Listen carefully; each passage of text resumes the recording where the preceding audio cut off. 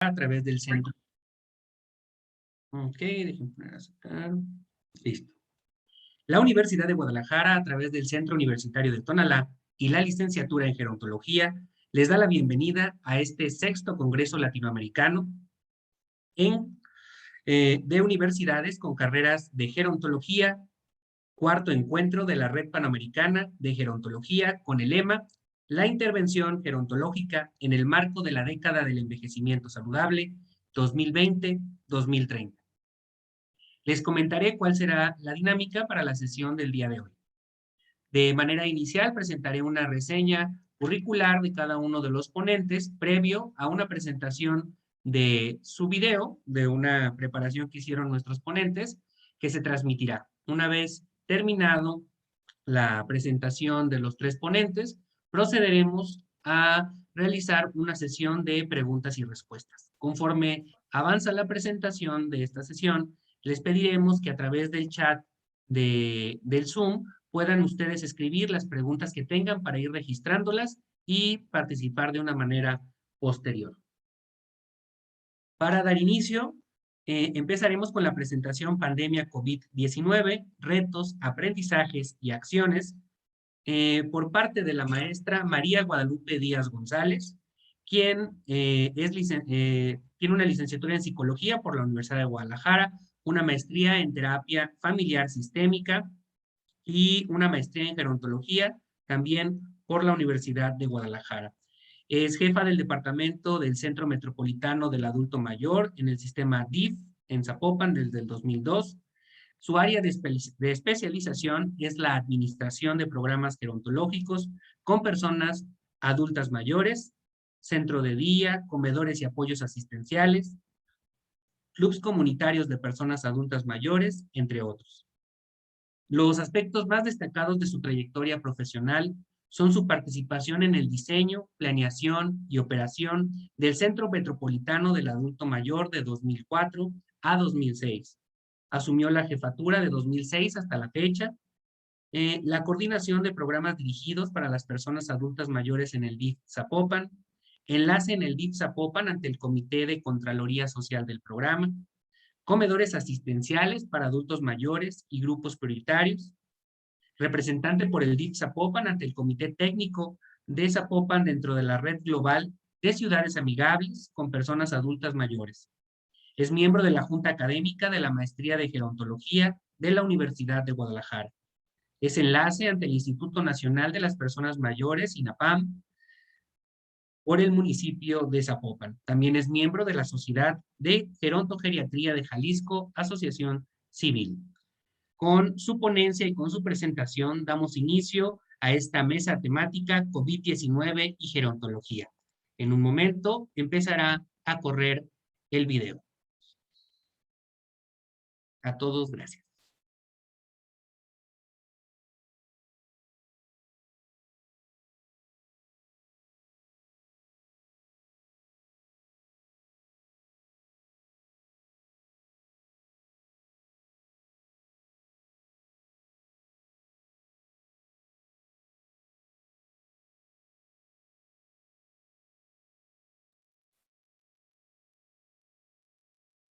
Muy buen día, agradezco al comité organizador por la invitación para participar en este congreso, en el que vamos a tocar el tema pandemia COVID-19, retos, aprendizajes, destinos.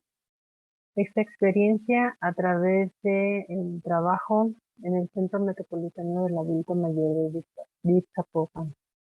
Quiero compartirles algo acerca de este lugar que considero un antecedente importante para poder dar contexto a la estrategia que generamos de trabajo.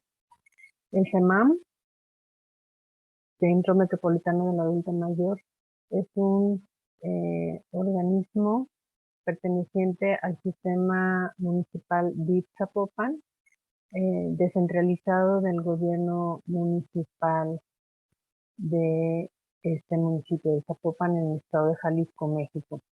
La fundación de este centro tuvo lugar en el mes de noviembre del 2006, aunque previo a la creación de este edificio y de este nuevo modelo de trabajo, De 1985 a 2005, aproximadamente 20 años, estuvo trabajándose en el Centro de Atención al Adulto Mayor, un modelo pues muy diferente al que conocemos ahora.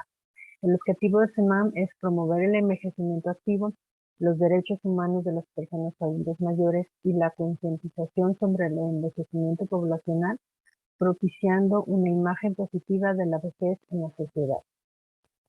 Nuestra filosofía es por la dignificación de la vejez y el envejecimiento activo. Para lograr este objetivo y llevar a cabo la filosofía, bueno, esta es una vista del ingreso principal de la fachada del centro. Es un centro muy bonito, creado ex profeso para esta actividad que desarrollamos con iluminación y ventilación natural, desarrollado por una persona adulta mayor, un arquitecto muy reconocido, y bueno, pues donde se llevan a cabo los siguientes programas. Tenemos tanto programas internos que se hacen a través del centro de día, como programas externos, es decir, en comunidad o fuera de nuestras instalaciones, ¿no? En el centro de día pues tenemos servicios básicos desde lo que es la alimentación, el servicio de transporte, los servicios de salud, actividades recreativas, activación física, actividades culturales, desarrollo de habilidades y muy importante la clínica de la memoria, que se lleva a cabo en colaboración con el Centro Universitario de Tonalá a través de la carrera, la licenciatura en gerontología.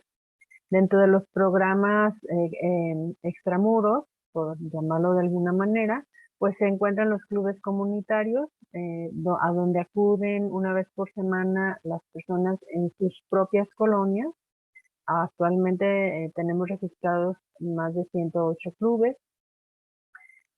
Tenemos también el programa de encuentros intergeneracionales donde conviven de manera presencial personas de diferentes edades, incluyendo a los adultos mayores y otros niños, jóvenes, adolescentes, adultos incluso hemos llegado a tener, y que pueden desarrollarse tanto dentro de nuestras instalaciones como fuera de ellas.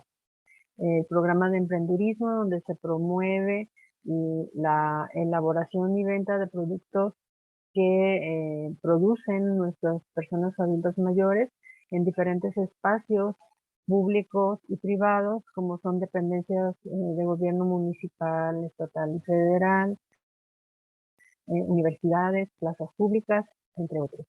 El programa de expedición de credenciales de INAPAM también se hace en 2 módulos en Zapopan, donde se expide esta credencial de descuentos para las personas adultas mayores. La atención a casos de personas en situación de vulnerabilidad, principalmente por abandono, por desamparo y omisión de cuidados. Y los comedores asistenciales para adultos mayores, a donde acuden personas a socializar y a recibir el desayuno y comida sin costo, a fin de mejorar su calidad de vida. A grandes rasgos, estos son los programas que están destinados para personas adultas mayores y que CEMAM es el vínculo o la sede para llevarlos a cabo. Bueno, la primera palabra que nosotros manejamos en esta situación de pandemia por COVID-19 es la palabra reto, y que equiparamos a una situación de incertidumbre, que fue lo primero que nos generó cuando el 17 de marzo del 2020 se nos informó que las actividades dirigidas a las personas adultas mayores se suspendían sin saber cuánto tiempo iba a suceder esto, ¿no?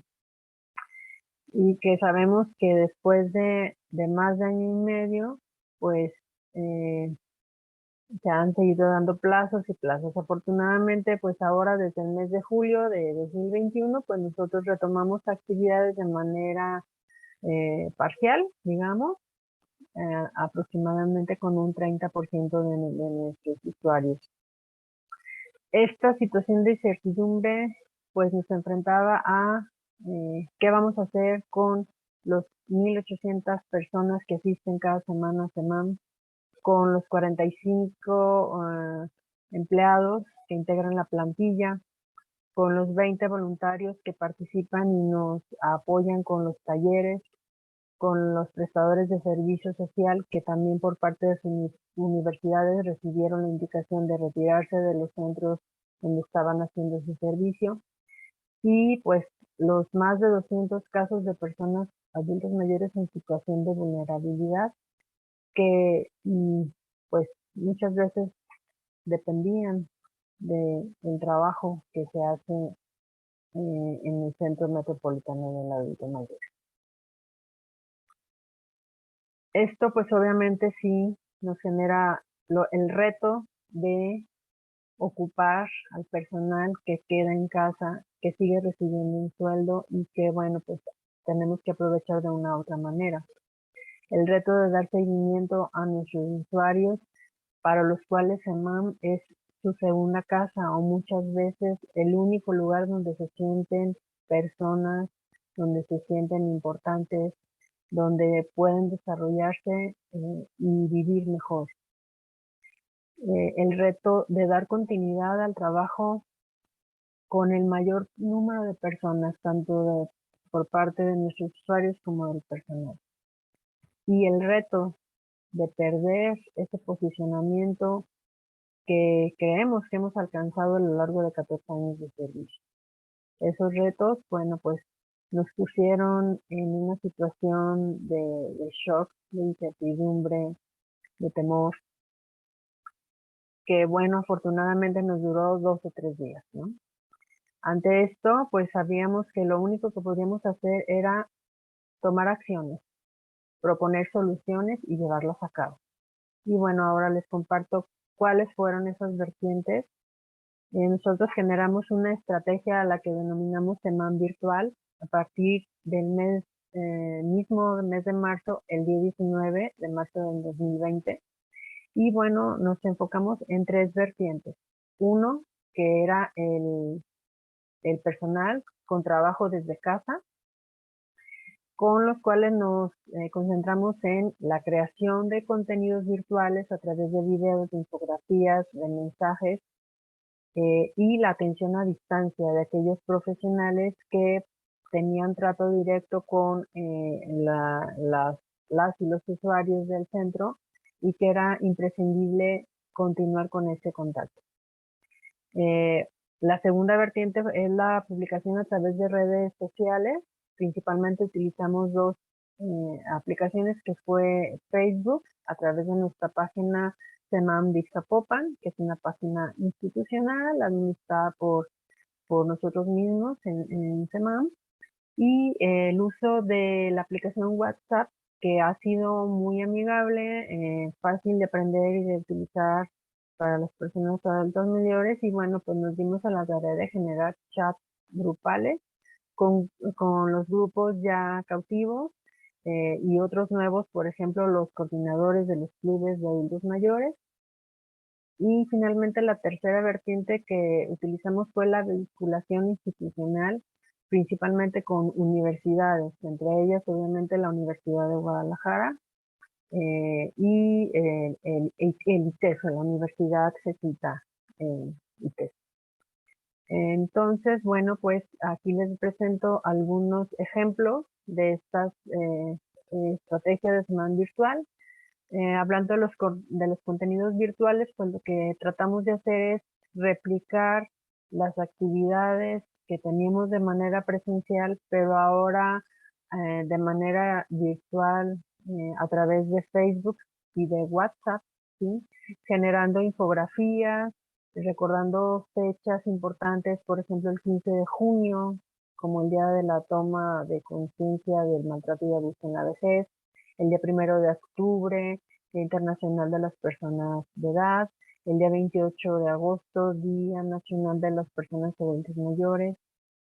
Pues también acerca de prevenir el abuso hacia las personas mayores estando en casa, lo que es la activación física, el desarrollo gerontológico, el aprendizaje de habilidades digitales para utilizar el celular, la computadora, la tablet, lo que es la alimentación saludable, la activación mental, los temas de salud muy importantes y bueno, en todos estas actividades, esta creación de contenidos participó el personal de SEMAM, tanto los profesionales como las personas que quisieron animarse a intentarlo, ¿no? Algo que nosotros fuimos viendo a lo largo de este tiempo es que a nuestros usuarios les gustaba vernos en la pantalla, no solamente haciendo una rutina, sino simplemente decirle, aquí estoy, eh, quiero saber cómo estás, me importas, y Shamam sigue, ¿no? A pesar de la pandemia. Entonces, bueno, pues todos estos imágenes son los posts que nosotros estuvimos compartiendo para promocionar las actividades a través de Facebook y que también se estuvieron compartiendo a través de los chats de WhatsApp. Enseguida, también lo que fue la atención a distancia, pues también fue muy importante la participación de todo el personal, porque, por ejemplo, choferes, cocineras, intendentes, secretarias, ellos pues no tenían como una labor muy específica hacia las redes sociales, pero sí fueron muy importantes para poder realizar llamadas a más de 9,000 usuarios que tenemos registrados. Obviamente estas llamadas tuvieron reacciones muy diferentes, muchas de ellas de agrado, de saber que nos preocupábamos por ellos, que queríamos saber cómo estaban, que podían tener a alguien para platicar. El personal estuvo haciendo las llamadas telefónicas de sus casas, de sus celulares, y bueno, pues la gente a veces les regresaba la llamada porque quería platicar con alguien. Entonces fue un trabajo muy valioso el utilizar el teléfono, que es un medio más conocido por las personas mayores, al que tienen más acceso que quizá a las redes sociales, obviamente. La atención psicológica también fue un tema muy importante. Nuestro psicólogo habilitó una línea exclusiva para la atención dentro de su horario de trabajo, trabajando desde casa, y pues también fue muy importante pues por todo este impacto que el encierro y el aislamiento tuvo para las personas mayores, que muchas veces ni con sus familias estuvieron en contacto porque había todo este temor y toda esta falta de información acerca de la enfermedad, y pues se nos eh, generalizó la idea de que los más vulnerables eran las personas mayores. Entonces pues han sido los que han sufrido mucho más, sobre todo antes de recibir la vacuna, ¿no? Las vacunas. La asesoría y seguimiento de casos también fue un tema muy importante a través de las trabajadoras sociales y de otros profesionales que se sumaron, por ejemplo, eh, prestadores de servicio de gerontología, de nutrición. Tuvimos también prestadores de servicio de una licenciatura en filosofía con orientación religiosa, y que también ellos estuvieron apoyando para dar apoyo espiritual, que fue también algo muy importante. Personas sobre todo que aparte del aislamiento cursaban con alguna enfermedad, entonces pues esto también fue algo muy bueno. Obviamente los talleres virtuales que se impartieron, pues desde lo que fue el manejo del celular, que lo impartió la maestra de computación de SEMAM y que tuvo mucho éxito porque, bueno, pues se hacían sesiones en vivo y estas sesiones quedaban disponibles en la página de Facebook y las podían repetir las veces necesarias para poder aprender a utilizar WhatsApp, eh, las plataformas Meet, la plataforma Zoom, y pues simplemente las aplicaciones en los celulares, ¿no? Obviamente nuestra relación y vínculo tan importante con la licenciatura en gerontología de Cutonalá, que desde el 2020 y todavía ahora en 2021 hemos estado trabajando muchos talleres a través de diferentes materias, como es las prácticas gerontológicas en comunidad, las prácticas de intercambio generacional también, Y bueno, también otra universidad con la que nos vinculamos mucho es el ITESO, que ellos a través de los programas de aplicación profesional, varias carreras coinciden para generar talleres para las personas adultas mayores en casa. También utilizando las plataformas Meet, Zoom y WhatsApp, y adecuándose y aprendiendo todos juntos, ¿no? Entonces, esta atención a distancia pues ha sido también muy valiosa. Las publicaciones en redes sociales, principalmente como le decía en Facebook, hemos alcanzado muchos seguidores, hemos incrementado el número de seguidores, las personas con las que tenemos contacto y las interacciones incluso, mucho más que la página oficial del DIF Zapopan, ¿no? Y obviamente pues los chats por medio de WhatsApp ha sido también una manera de estar en contacto, de decir, ese mam está aquí, está para ti y nos importa lo que te pasa, ¿no? Entonces también este ha sido un trabajo muy valioso y que desde casa también lo han desarrollado.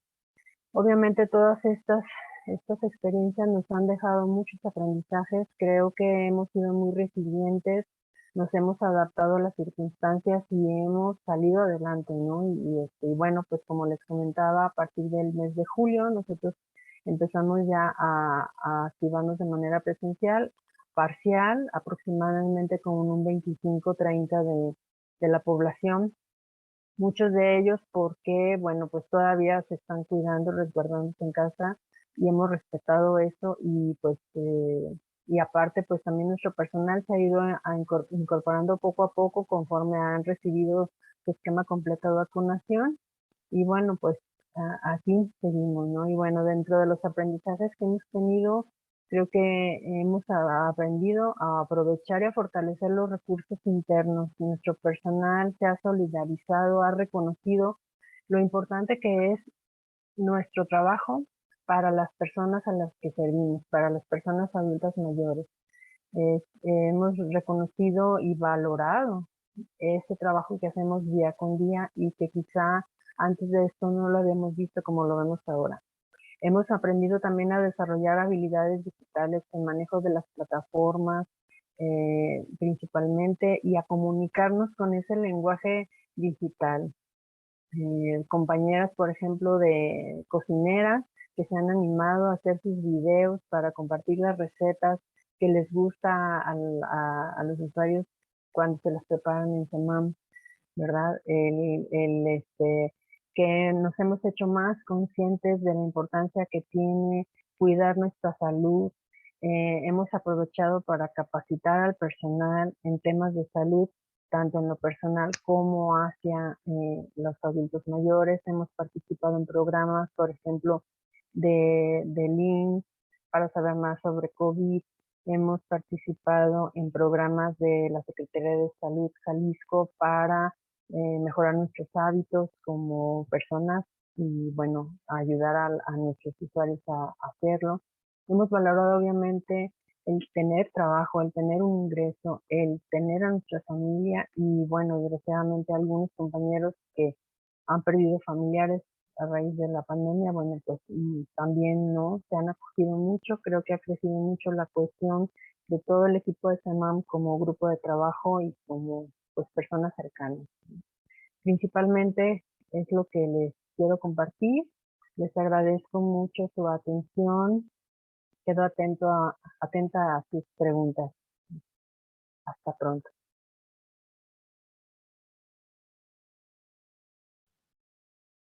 Gracias a la maestra María Guadalupe Díaz. Tenemos una pregunta en el chat. Recuerden que una vez que terminemos la participación de nuestros tres ponentes participantes, ellos darán respuesta a cada una de ellas. Muchas gracias, maestra María Guadalupe Díaz. Continuando con nuestro programa, la siguiente presentación será a cargo del doctor Laureano Reyes Gómez. Su ponencia se titula La pandemia COVID-19 en una comunidad zoque de Chiapas.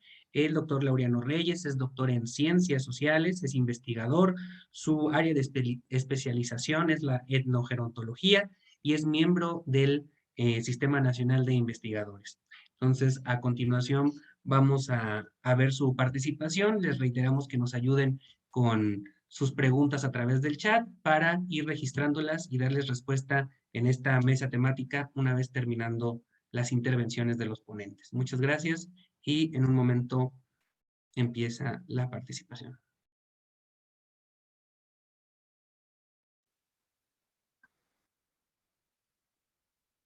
La pandemia COVID-19 en una comunidad zoque de Chiapas. Debido al confinamiento por motivo de la pandemia COVID-19, el acopio de información se hizo vía telefónica y otras fuentes secundarias. El trabajo, aunque refiere a la población zoque en general, se basa principalmente en información proveniente del sector católico de Copainalá y Tapalapa, Chiapas, lugares donde se entrevistó vía telefónica a 5 personas que guardaban la cuarentena en casa. Otras veces la información es producto de la comunicación continua con programas de radio sobre COVID-19 en la región de estudio, a través de la radio bilingüe, justamente en Copainalá, Chiapas, a través de la estación XE Copa, La Voz de los Vientos, que transmite en lengua indígena. En la comunidad de estudio, pues, no hay hospitales que atiendan casos COVID, tampoco laboratorios en los cuales se puedan hacer los diagnósticos para conocer si una persona está infectada o no.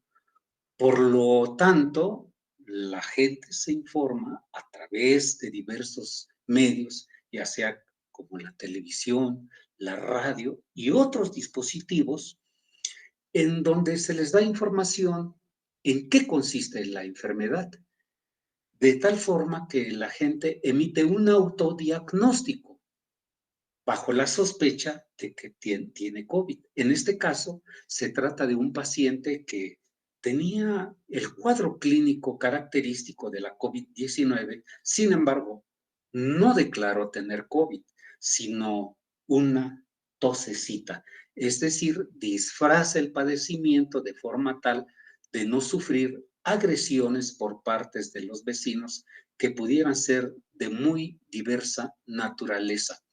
Veamos en qué consiste el cuadro clínico de esta tosecita, que consiste en disnea, que es la dificultad respiratoria, en hipertermia, anosmia, que es la pérdida de olfato, ageusia, que es la pérdida del gusto, cefalea, diarrea, adinamia, que es la pérdida de fuerza, entre otros muchos signos y síntomas patológicos asociados a COVID-19. La enfermedad en el ámbito social no fue declarada como tal por temor a sufrir agresiones discriminatorias y segregacionistas por parte de vecinos. El manejo de la enfermedad entonces fue en secreto y, como ya dijimos, por ser una enfermedad profundamente estigmatizante y discriminatoria, la gente renombra ese padecimiento bajo la figura de un padecimiento mucho más tolerable en términos sociales. La población, ya dijimos, se informa por diversos medios y por fortuna esta información se desarrolla en lengua nativa.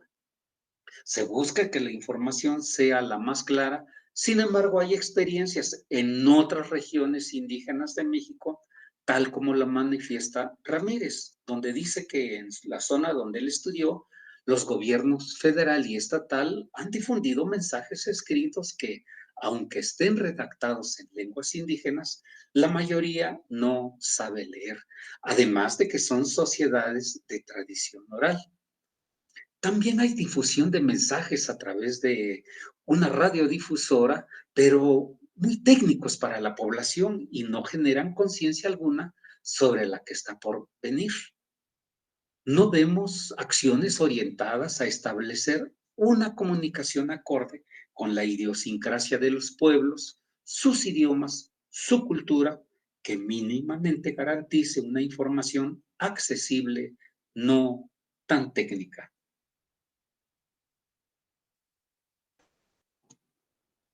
Desde la medicina Soque, desde la cultura de la medicina Soque, la gente busca identificar los padecimientos a través de 3 criterios muy importantes. En este caso, estamos hablando de la etiología y la propiedad térmica y letalidad de los padecimientos, bajo 3 aspectos fundamentales. Uno de ellos es el origen causal de los padecimientos, cuyo nacimiento de esta enfermedad puede tener un origen natural, sobrenatural, o bien este padecimiento puede ser autoinfligido. Posteriormente se pasa al siguiente aspecto, que es conocer la propiedad térmica del origen causal del padecimiento, que puede ser caliente, fría o templada. Y termina este diagnóstico a través de la letalidad. Una vez conocido el origen causal, posteriormente la propiedad térmica, podemos determinar la letalidad, si es media, alta o baja, o hacer una estimación que hace el terapeuta tradicional con esta información, con estas características, puede emitir un diagnóstico, por ejemplo, si se trata de COVID o algún otro padecimiento. Vamos a continuar con nuestra charla. Bien, y desde la perspectiva indígena, en la visión Soque ya han identificado al padecimiento COVID-19 y lo han nombrado en idioma como Toya Cacuy. Fíjense que la comunidad, gracias a la información que reciben por diversos medios, ya pueden nombrar ese padecimiento. Entonces, Toya hace referencia a un dolor y sufrimiento profundos. Y Cacuy es la enfermedad con probabilidad de muerte. Es decir, la COVID-19 es identificada como una enfermedad que produce dolor profundo asociada a la probabilidad de morir, especialmente si hay dificultad respiratoria. Los pacientes dicen mueren por asfixia. Imagínense si no hay sufrimiento. Por otro lado, también a la COVID-19 se le identifica popularmente con la castellanización del término del virus como COVID-CACUI, es decir, enfermedad de COVID que puede derivar en muerte.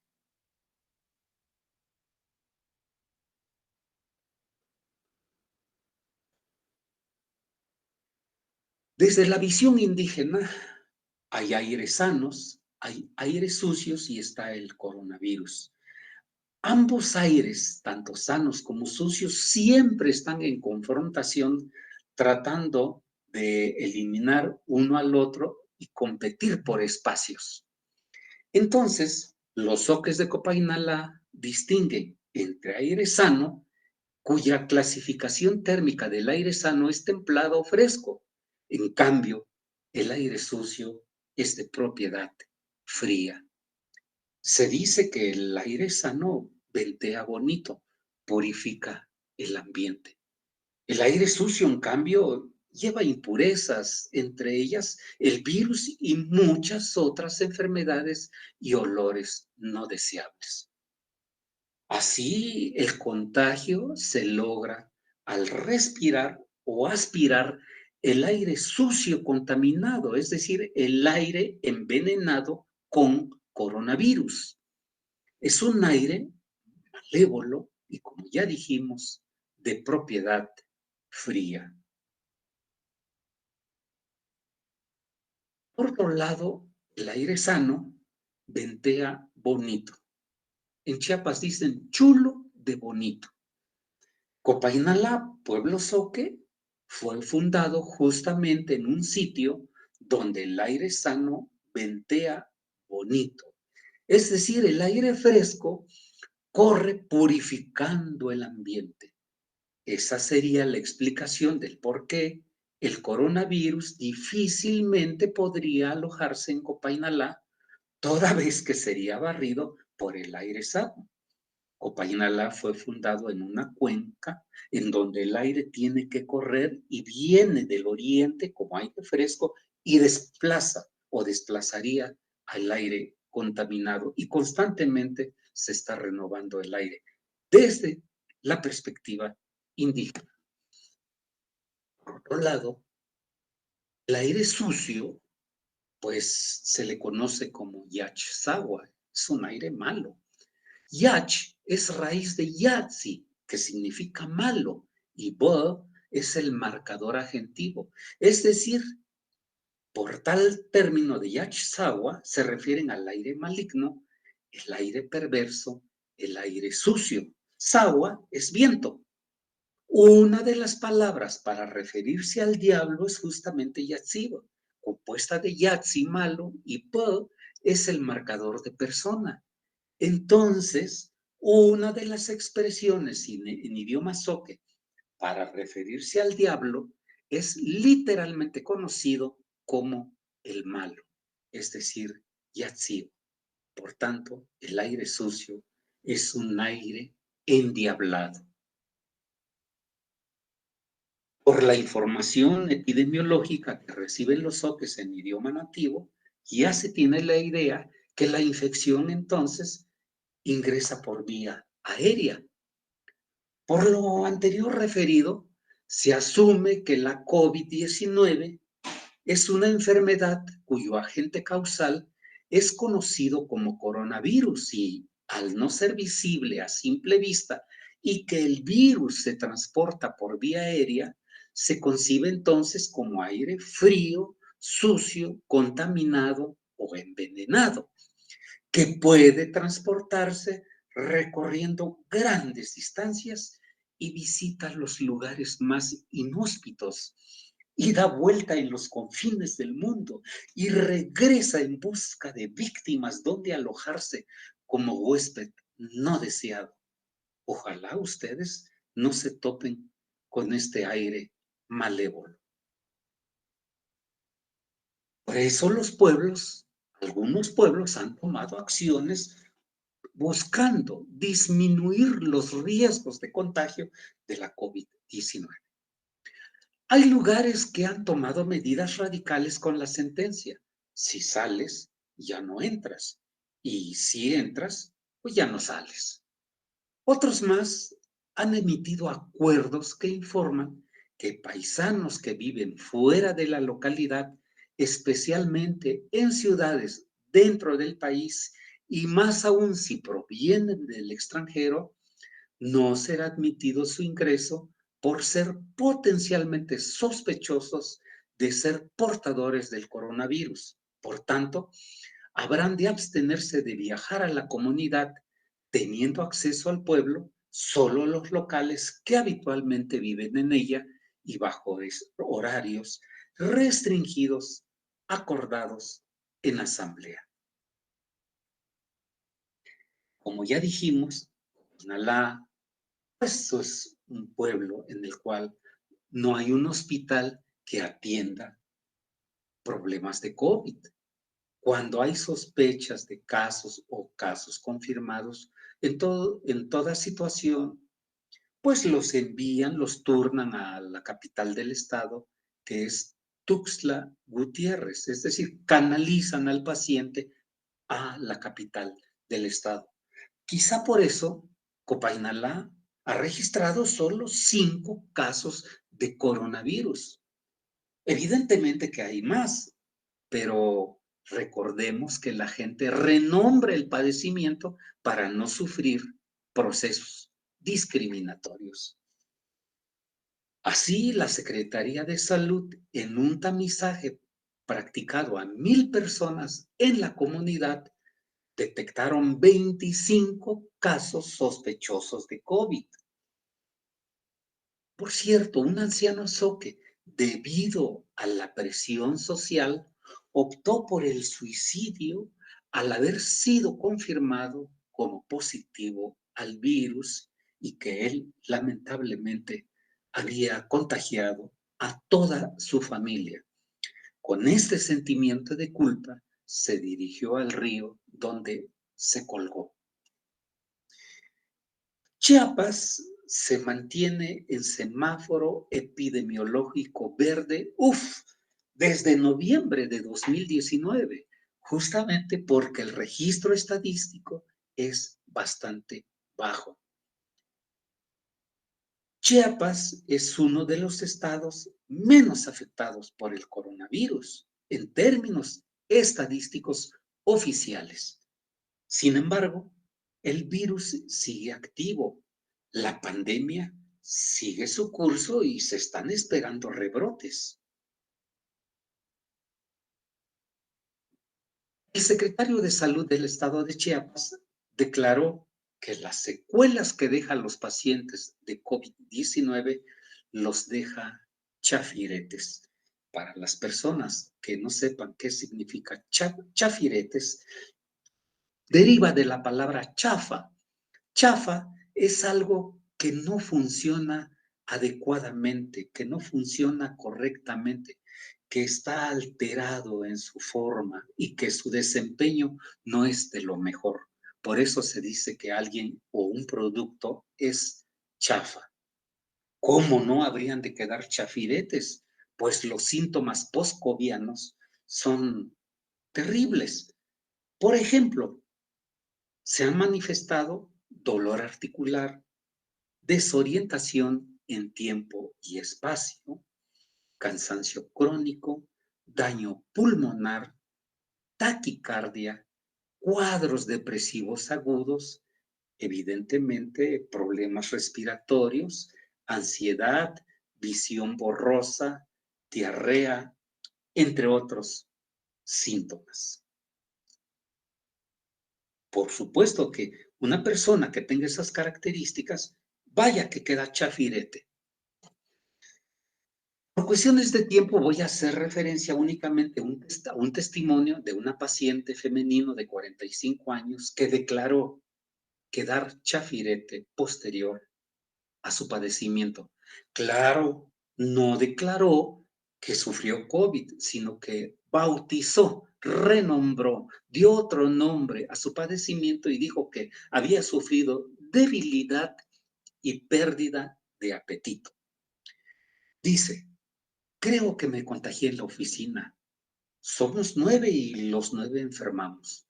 No sé quién primero y quién después. El caso es que todos nos contagiamos. Sospechamos que una persona que venía de Tuxtla Gutiérrez nos contagió. De repente dejó de venir. Luego supimos que estaba enfermo y posteriormente murió de COVID. Vaya susto. Yo a la vez contagié a mi esposo o al revés. No sabemos. Mis hijos, por fortuna, no enfermaron. Perdí el apetito, tuve fiebre y entré en desgano. Me dolía el cuerpo y la debilidad se apoderó de mí.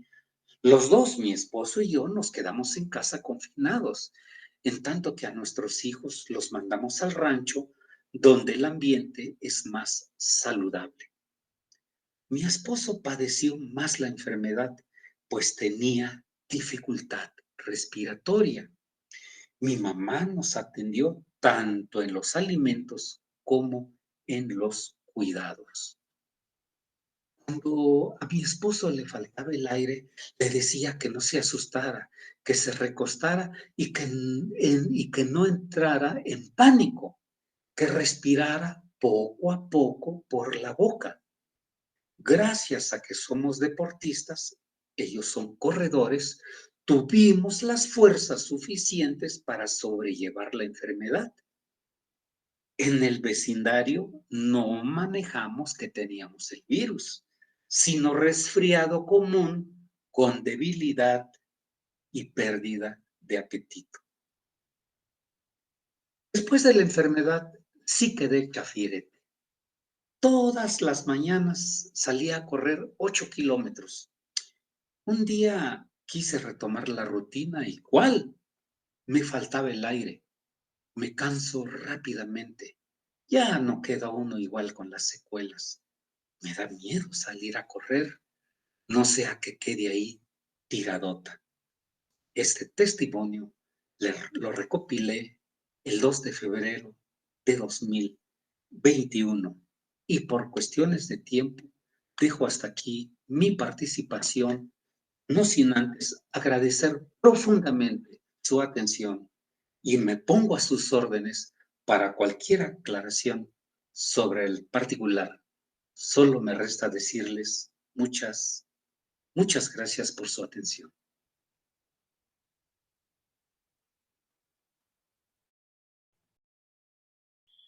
Muchas gracias al doctor Laureano Reyes. Sin duda interesantísima su participación y la exposición de su observación en esta comunidad. Más adelante tendremos oportunidad de interactuar con él para contestar las preguntas que están en el chat, así como la participación que quienes estamos conectados queramos tener con él para esa interacción.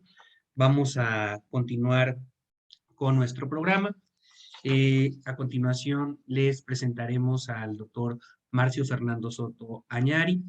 Él es psicólogo egresado de la Universidad Nacional de San Agustín, es magíster en neuropsicología cognitiva y doctor en neurociencia por la Universidad Complutense de Madrid, España. Es profesor principal del Departamento de Psicología de la Universidad Católica de San Pablo y está acreditado como investigador por RENACYT.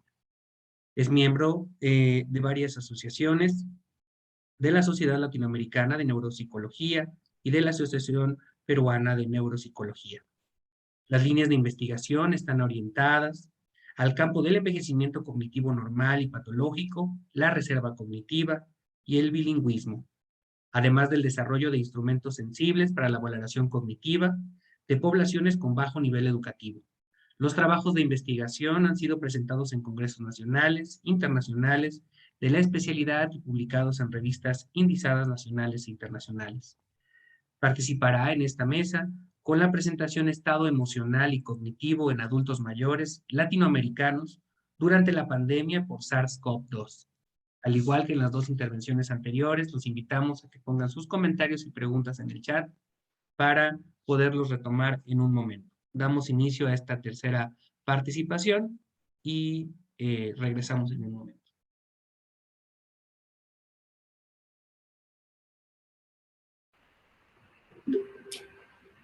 ¿Qué tal? ¿Cómo están? Es un gusto de saludarlos. Mi nombre es Marcio Soto y vamos a conversar sobre el estado emocional y cognitivo de los adultos mayores latinoamericanos durante la pandemia por SARS-CoV-2. Voy a compartir mi pantalla en este momento para que podamos empezar la presentación.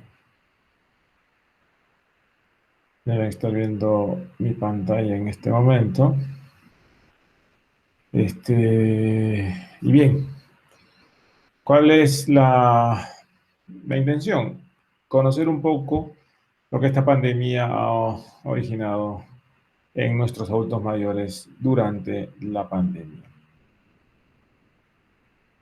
Como bien sabemos, esta pandemia a todos los países latinoamericanos nos trajo un enorme reto asociado a muchas muertes, a veces muy poca reacción oportuna por parte de los sistemas sociosanitarios, mucha incertidumbre al ser un virus nuevo, etcétera, que trajo consigo mucha muerte, mucho impacto, hizo más vulnerables a los que ya eran vulnerables y generó una serie de problemas que siguen generando todavía en este momento.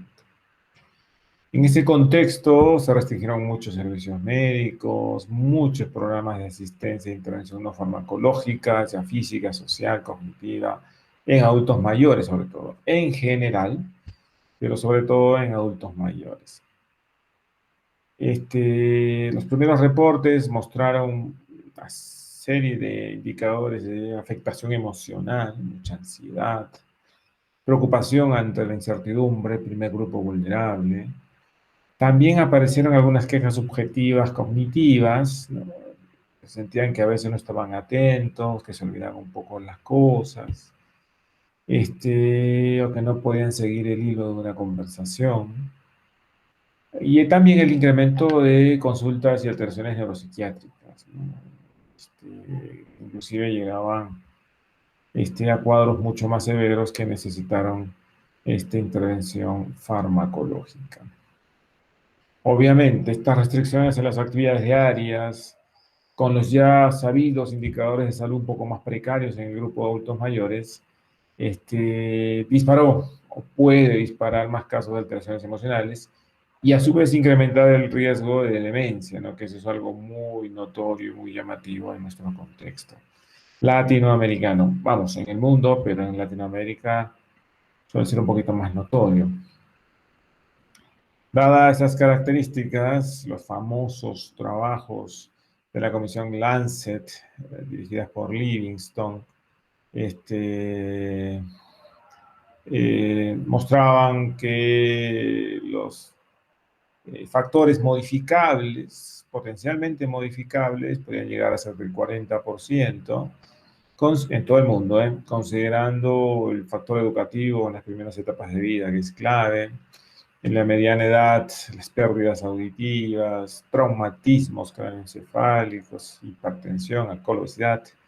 Y cuando uno se hace mayor, más tarde en la vida, tabaquismo, depresión, el aislamiento social que durante la pandemia obviamente podía marcar los derroteros de estos problemas, la inactividad física, inclusive la contaminación ambiental y la diabetes. Todos estos sumaban un 40% de riesgos potencialmente modificables. Pero el estudio de Macban en Latinoamérica tiene matices, tiene cambios. El tema educativo sigue teniendo un peso enorme, pero probablemente sea el más álgido. Se lleva a lo largo de la vida como un 11%. Y si nosotros vemos en la mediana edad hay muchos aspectos compartidos, como la pérdida auditiva, la hipertensión un poco más, y la obesidad, que también tiene marcada tendencia importante, ¿no? Alta. Luego, más tarde en la vida, el fumar también, la depresión, ¿no? Estados emocionales alterados, la inactividad física también, el aislamiento social tiene un poco menos impacto en Latinoamérica. En Latinoamérica normalmente los adultos viven en contextos familiares, y sí un poco más de la diabetes. Tanto la obesidad como la diabetes mucho más asociado obviamente que en Latinoamérica.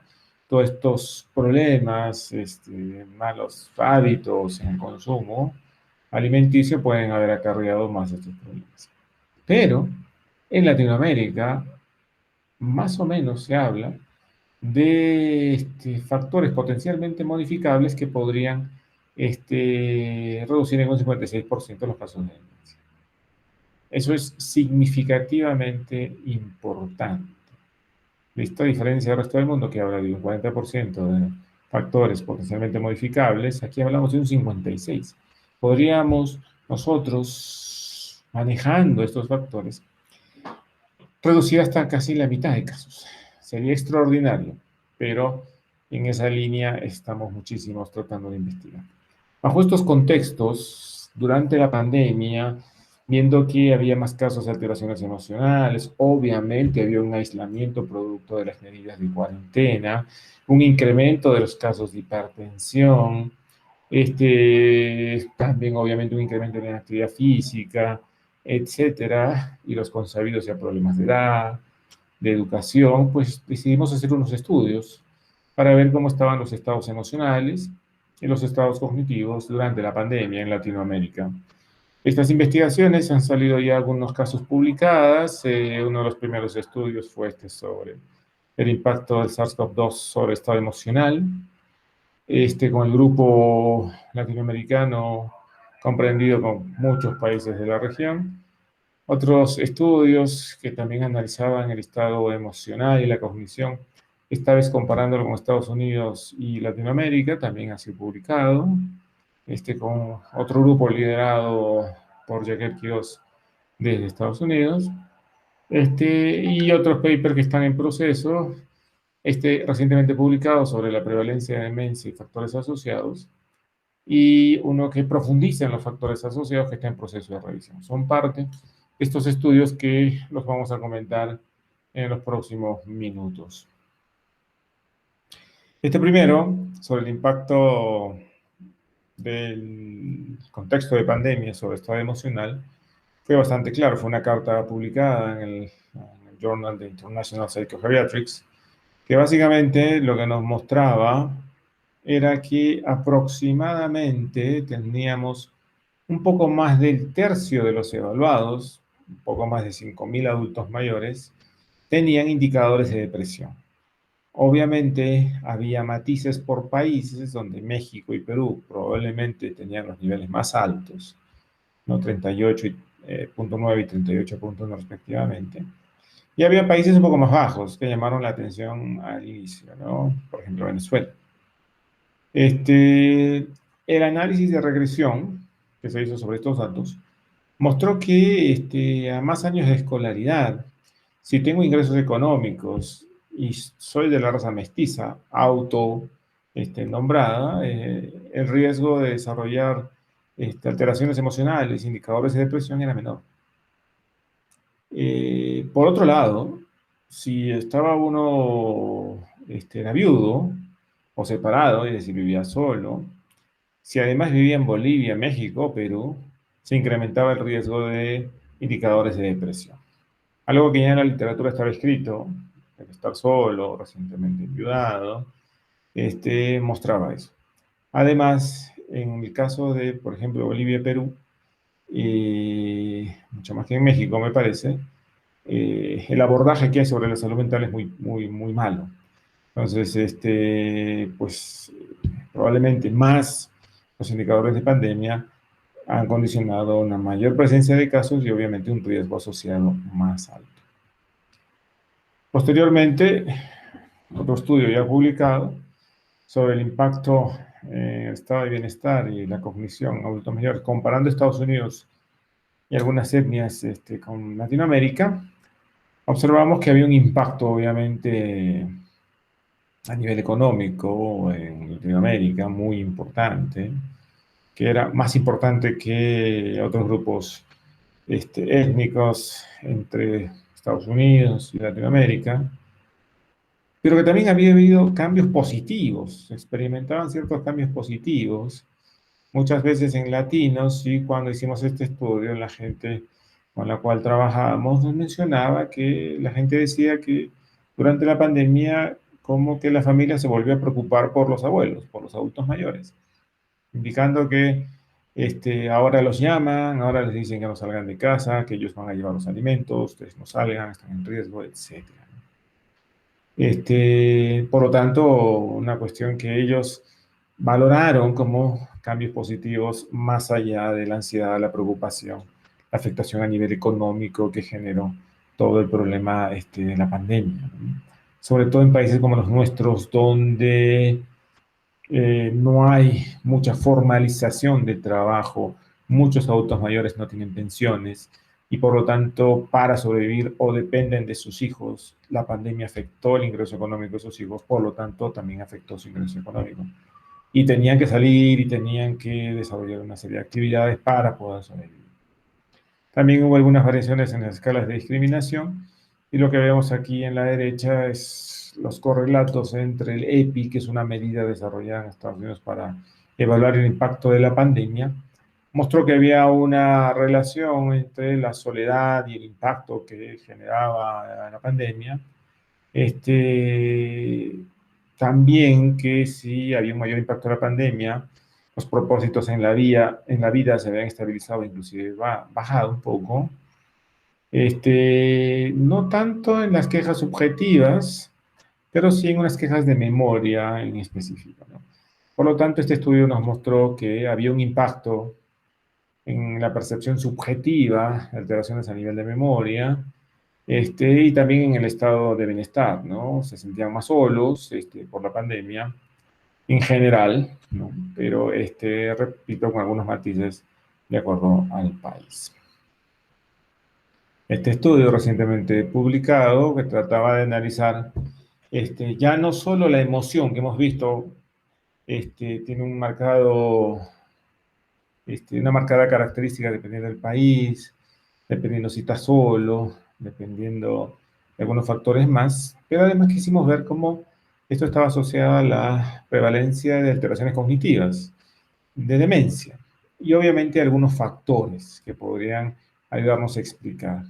Este primer estudio, que acaba de salir publicado, nos mostró que aproximadamente el 15.6% de los evaluados, repito, una muestra de más de 5.000 personas en Latinoamérica, tenía indicadores de demencia. Indicadores de demencia evaluados a partir de una evaluación cognitiva, una evaluación funcional, hecha a no solo al paciente, sino también al familiar, que nos permitió corroborar el asunto. Es un número alto comparado con datos previos que hablan de 7.1, el último metaanálisis habla de 11.2 o casi 13. Este es un número un poquito más alto, pero obviamente es un estudio de primera fase que nos permite ver cómo está el tema, pero obviamente también nos dice que hay que profundizar. Las variables más importantes asociadas ya estaban conocidas, hicimos una regresión logística para ver qué factor se asociaba más a esto y vimos que lo que ya está descrito, los años de escolaridad, los estados depresivos, ¿no?, se asociaban a esa mayor prevalencia de demencia. En el caso de los años de escolaridad, como factor protector, más años de escolaridad, menos riesgo de demencia, ya se sabe, a los estados emocionales, a mayores puntuaciones en escala, mayor riesgo, ¿no? Pero también observamos unos valores significativos a partir de considerarte tú como indígena latinoamericano, el riesgo era un poco más alto, igual que los afroamericanos, ¿no?, de descendencia afroamericana en Latinoamérica. El riesgo era un poco más alto para el desarrollo de demencia. Con la edad ya son datos bastante claros, son estudios que corroboran que la edad tiene un impacto importante sobre la demencia. Lo que sí nos llamó la atención es que la medida en que hayas cumplido con la cuarentena no tuvo un impacto importante en la demencia. No impactó. Parece que no impactó. ¿Listo? Tampoco el sexo, y sí, algunos países, como ya hemos visto, como Perú, en este caso también Ecuador y Bolivia, donde el riesgo es mucho más alto. Probablemente asociado a que son países con sistemas de salud más precarios. Profundizando en este estudio, además, lo que hicimos fue analizar los antecedentes mórbidos de los adultos mayores, por ejemplo, si eran hipertensos, si tenían diabetes, o sus hábitos durante la pandemia, o historia de familiares con demencia, etc. Desde el punto de vista clínico, valoramos si es que estaba con tratamiento o si estaba sin tratamiento, o en todo caso, si cumplía o no cumplía con el tratamiento, porque dadas las medidas también de cuarentena, al cerrarse los sistemas sanitarios, también inclusive se cerraron temas de atención a nivel farmacológico, sus pastillas y más cosas. Este es un estudio que está en revisión, que ha sido liderado por Miguel Ramos desde Chile.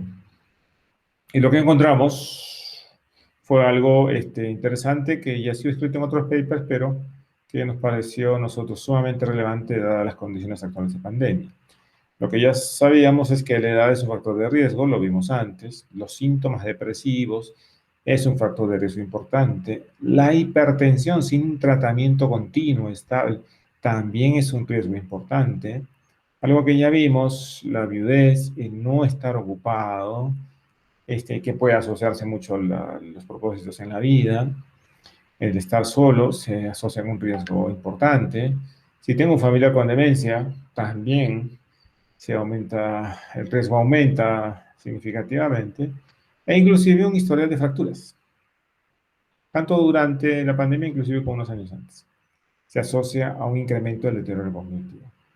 Por otra parte, tanto la hipertensión tratada continuamente parece proteger. Los años de educación, como ya sabemos, a más años de educación, mayores niveles de protección, y la actividad cognitiva estimulante también protege. Es muy interesante esto, porque recordemos que también por la pandemia muchos de estos servicios se cerraron. pero ha habido gente que se ha mantenido en actividad mental constante y eso parece favorecer. Lo que no aparece como factor de riesgo es la cuarentena, como ya vimos antes. La actividad física, poco con dudas, dado que debido a la cuarentena obviamente se mermó mucho esto, y la diabetes, que en nuestro caso no muestra indicadores importantes. Para ir cerrando un poco la idea, lo que vemos en Latinoamérica es que la educación tiene un peso enorme, ya estaba descrito por Mukadan en su momento. La hipertensión, no solo en mediana edad, sino cuando uno se hace más grande, también tiene un peso importante. La depresión sigue manteniéndose. Y la inactividad física no está claro por la pandemia.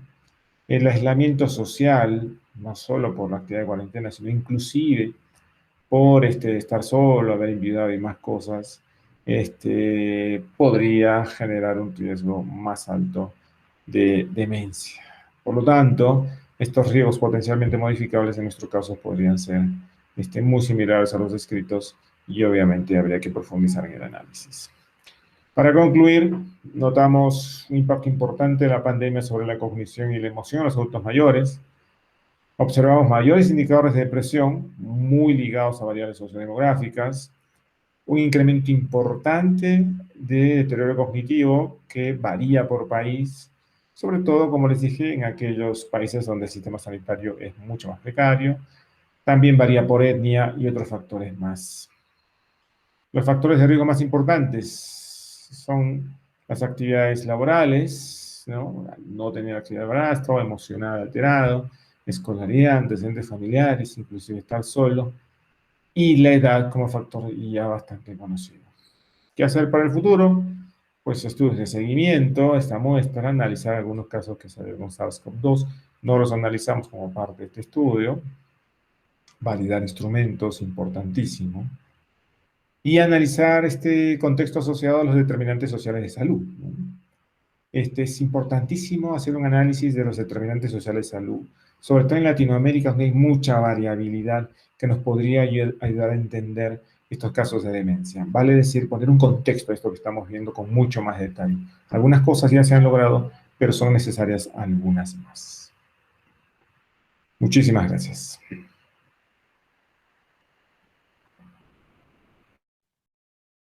Muchas gracias al doctor Marcio por su participación. Continuando con la siguiente parte de esta mesa temática, procederemos a una serie de preguntas y respuestas por parte de la maestra Guadalupe Díaz González, el doctor Laureano Reyes Gómez y el doctor Marcio Fernando, que están conectados en este momento.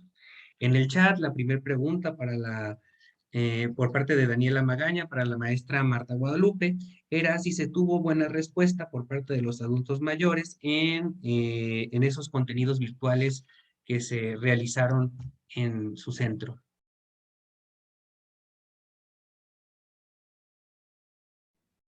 Nada más. Listo. Ajá, gracias, muy buen día para todos. Bueno, respondiendo a la pregunta, mira, sí tenemos limitantes, obviamente, sí hubo respuesta por parte de tanto de las personas adultas mayores que asisten a SUNAM, como por parte de familiares. Sabemos que en las cuestiones digitales, el uso de dispositivos móviles y de computadoras a veces es difícil para ellos. Sin embargo, hemos visto cómo personas que se habían rehusado a utilizar este tipo de equipos empezaron a hacerlo forzados por la situación y porque a veces era el único medio de contacto con el exterior. Entonces, nosotros, uno de nuestros, digamos, termómetros para medir qué tanto impacto llegamos a tener fue a través de principalmente la aplicación de WhatsApp, donde de 108 grupos, aproximadamente 60 personas participaron. Entonces estaríamos hablando de un 50-60% de participación en cuestiones digitales. Entonces creo que pues es aceptable tomando en cuenta pues que no es una población que use mucho estos recursos, ¿verdad? Entonces sí tenemos y seguimos teniendo, porque la página, a pesar de que ya nos reactivamos de manera presencial, seguimos también compartiendo contenidos, quizá con menor frecuencia que cuando estuvimos pues trabajando desde casa, pero sí hay participación. Incluso hemos visto que la gente, a pesar de que ya está yendo a Sanam, sigue consultando la página y siguiendo los contenidos virtuales. Muy bien, muchas gracias, maestra. Para el doctor Reyes, nos preguntaban, bueno, ya vimos que contestó a través del chat alguna de las preguntas. En general, lo que se enfocaban era si había alguna medida de salud mental para evitar ese tipo de situaciones como el suicidio que comentaba en su presentación. No sé si quisiera abordar un poco más sobre esta pregunta. Sí, muchísimas gracias. Solamente para informar que la región en estudio, curiosamente se mantuvo en una isla, como es una zona serrana, se mantuvo en una isla donde las comunidades permanecían en semáforo verde, rodeado tal vez de acaso en semáforo amarillo, pero son comunidades que están aisladas y que las casas están distantes una de otra, pero la idea principal era de que ellos estaban protegidos por los vientos sanos y que existe una lucha entre vientos sanos y vientos sucios y curiosamente, pues Chiapas se ha mantenido en semáforo verde desde noviembre de 2020 y ahora en este momento México tiene nada más un estado con semáforo naranja. Todo lo demás está en amarillo y verde. Evidentemente que gracias esto al proceso de vacunación, que por cierto a la población en esa zona la ha aceptado muy bien. Hasta ahí dejo mis comentarios. Muchas gracias. Muchas gracias, doctor. Por último, para el doctor Marcio Soto, su centroentería pregunta, ¿cómo se puede abordar la salud mental del adulto mayor que no accede a asistir a terapia? Gracias por la pregunta y por estar en este panel. Realmente ha sido muy provechoso escuchar a los ponentes. La experiencia en este momento que venimos trabajando es a nivel comunitario. Sí, todavía en el adulto mayor hay mucho estigma respecto a la terapia como tal psicológica, porque está asociado todavía a que no estoy loco, no estoy tan mal. Yo estoy mal de mi cabeza, pero necesito ver un médico, por ejemplo, un psicólogo, y hay muchas cuestiones de esa naturaleza. Entonces, lo que estamos trabajando ya en una propuesta, en una zona rural de mi ciudad es Arequipa, queda hacia el sur de Perú, pues a Chile, pero es parte de sierra, es a nivel comunitario. A nivel comunitario, los municipios están retomando ciertas actividades con los adultos y eso sí participan. De eso sí quieren ser parte, de nuevo, porque también ya estamos en un semáforo mucho más, no verde todavía en Perú, porque ha sido bastante complejo, pero sí ya están teniendo esa cercanía nuevamente con temas comunitarios. Y en comunidad es mucho más fácil de trabajar ciertos aspectos y ya detectarlos y hacerles ese seguimiento, porque no van a ir de buenas a primera terapia, pero sí son detectados ahí y con un trabajo entre la universidad y el municipio se está detectando esos casos y se está trabajando y se está mejorando en alguna medida el estado de salud mental, que en muchos casos obviamente ha venido a menos. Muy bien, muchas gracias a todos por su participación, a todos los asistentes. No nos resta más que agradecer su participación en esta mesa, indicarles las actividades que continúan ahorita a la 1 de la tarde. En este momento será la conferencia magistral por una década del envejecimiento saludable en las Américas, 2020-2030, por el doctor Enrique Vega. A partir de las 2 de la tarde, la revisión de póster científicos para que invitarlos para que puedan revisar el material y las conferencias que se estarán dando. A todos, muchas gracias por su participación. Damos por cerrada esta parte del Congreso. Gracias a todos.